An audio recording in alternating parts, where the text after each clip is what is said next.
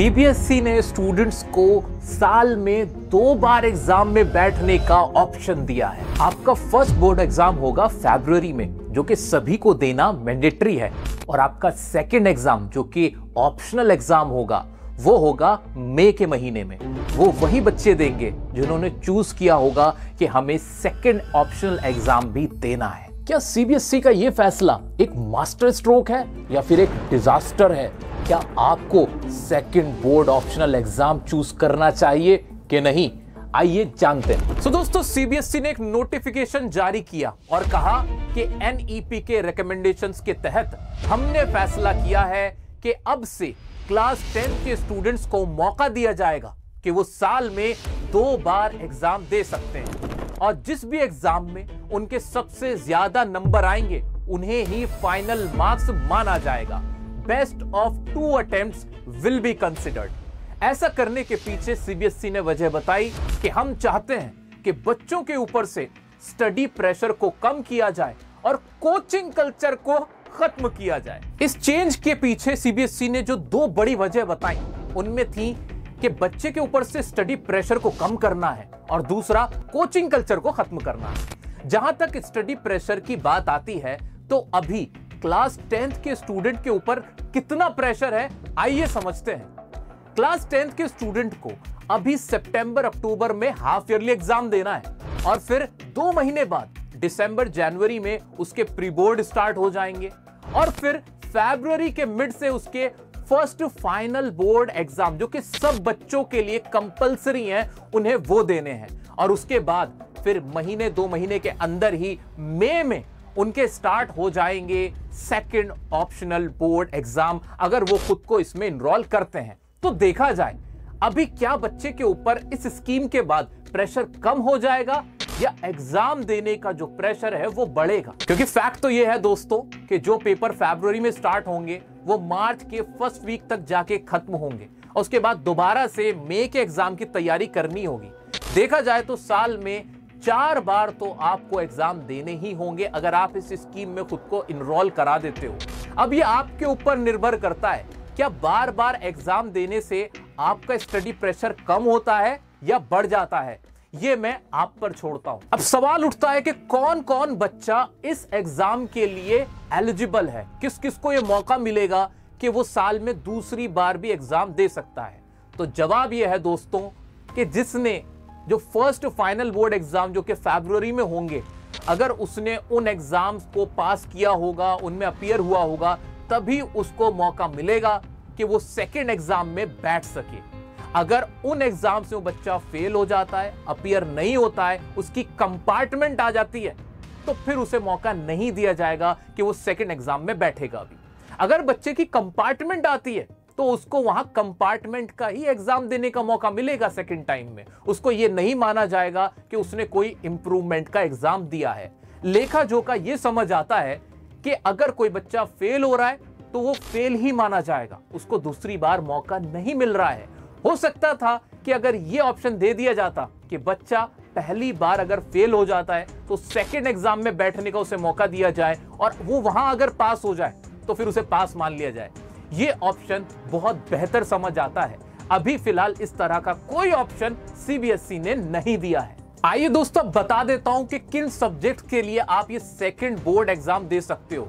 तो इसमें कहा गया है कि साइंस, मैथ्स, सोशल साइंस और कोई सी भी लैंग्वेज, इन 4 में से किन्हीं 3 सब्जेक्ट्स के लिए आप फॉर्म भर सकते हो कि मुझे इन 3 सब्जेक्ट्स में इंप्रूवमेंट का एग्जाम देना है। दोस्तों, जैसा कि मैंने आपको बताया कि जो आपका फर्स्ट एग्जाम होगा जो कि सबके लिए देना मैंडेटरी है, वो होगा फरवरी के मिड में और उसका रिजल्ट आ जाएगा अप्रैल में, और जो सेकंड एग्जाम होगा वो होगा मई मंथ में, मई के महीने में, और जानते हैं उसका रिजल्ट जून में आएगा। जून में सेकंड रिजल्ट से पहले आप कुछ नहीं कर सकते।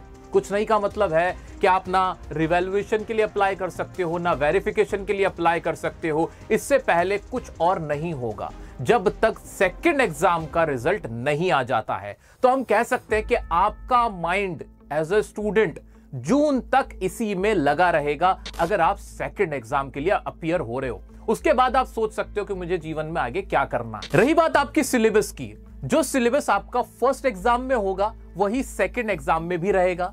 रही बात आपके इंटरनल असेसमेंट्स की, तो जितने नंबर आपके फर्स्ट इंटरनल असेसमेंट में आएंगे वही फाइनल माने जाएंगे, उसमें कुछ अलग से चेंज नहीं होगा। वो एक ही बार आपको नंबर मिलेंगे, उसी के बेस पे आपका रिजल्ट बनाया जाएगा।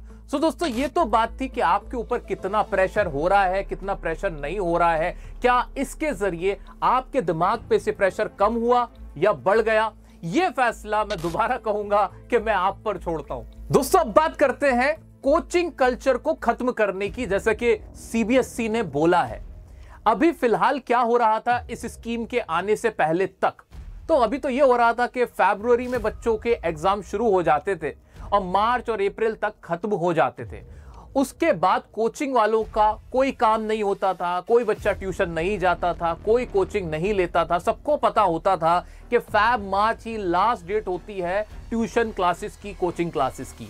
लेकिन जब अब ये सेकंड एग्जाम भी शुरू होगा, बच्चे इसको भी सीरियसली ही लेंगे, क्योंकि जब वो एग्जाम देंगे, उसका फॉर्म भरेंगे, तो अपनी तैयारी भी जाहिर करेंगे ही।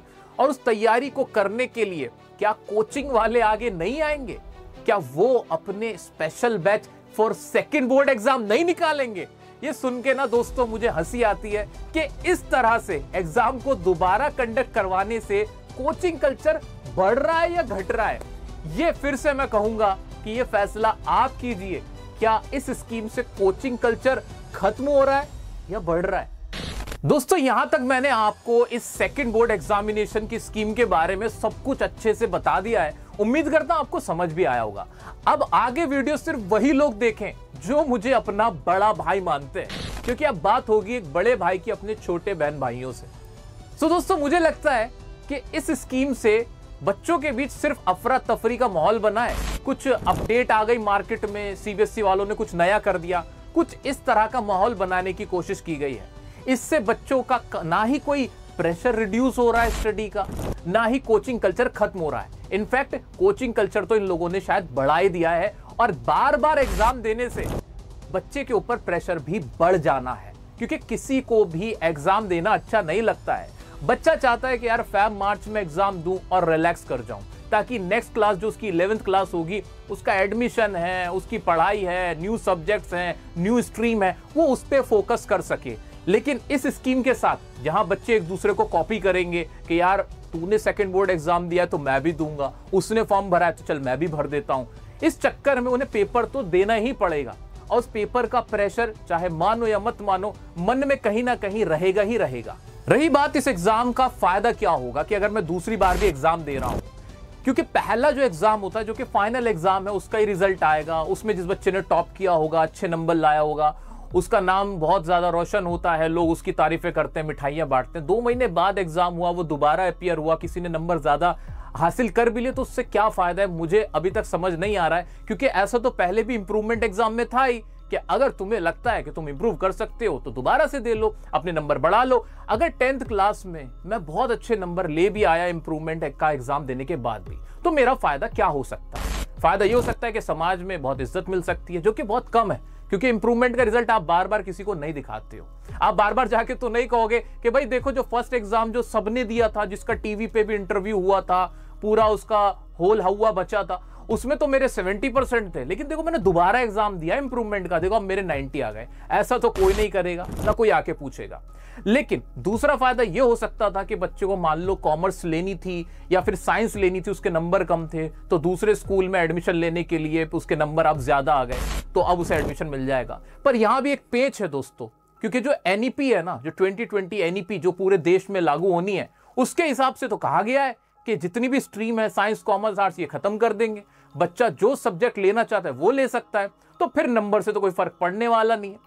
फिर तो ये होना चाहिए कि जिसको जो सब्जेक्ट अच्छा लग रहा है उसे वो नंबर दे देंगे, तो वो 90% लाके भी बच्चे का क्या फायदा होगा? या तो इस स्कीम में प्रॉब्लम है या फिर एनईपी आप कभी लागू करने वाले ही नहीं हो। दोस्तों, सच्चाई तो यह है कि बार बार एग्जाम का प्रेशर लेने से आपको कोई फायदा नहीं होगा। इससे अच्छा यह है कि आप अपना माइंड रिलैक्स करो, आप एक मन बना के रखो कि यार मेरा फाइनल एग्जाम सिर्फ और सिर्फ फरवरी में है, इसी में मुझे अपना फोड़ना है, इसमें मुझे अपना 100% एफर्ट देना है और इसी में मैक्सिमम मार्क्स स्कोर करने हैं, सो दैट आपका माइंड भी प्रिपेयर रहे, आप हाफ हार्टेड ना जाओ। क्योंकि अगर आप हाफ हार्टेड जाते हो, आप कम तैयारी करोगे, आपके मन में तो यही होगा कि यार अभी पास हो जाता हूं, 30-40% नंबर ले आता हूं, 50% नंबर ले आता हूं और उसके बाद फिर दोबारा ना इंप्रूव कर लूंगा। इससे कहीं ना कहीं आपका ना मोटिवेशन भी कम ही होगा।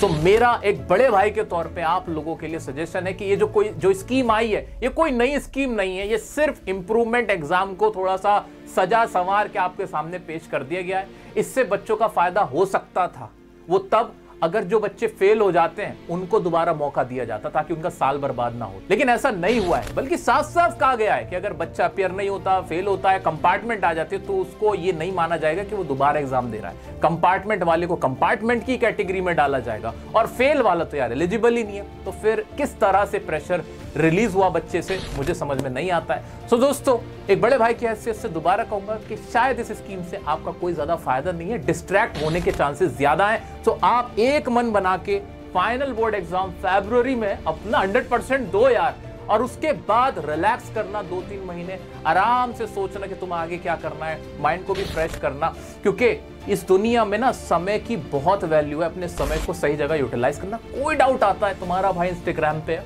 अपने डाउट पूछो, मन में कोई भी शक आता है मुझसे बात कर सकते हो, कमेंट में बताओ तुम क्या करने वाले हो, तुम्हारे क्या विचार है। और ये जो मेरी तुम्हारी पर्सनल बात हुई है ना, इसको बस हम दोनों तक ही रखना। मिलते हैं नेक्स्ट वीडियो में नेक्स्ट टॉपिक के साथ, तब तक के लिए बने रहे डियर सर के साथ। जय हिंद।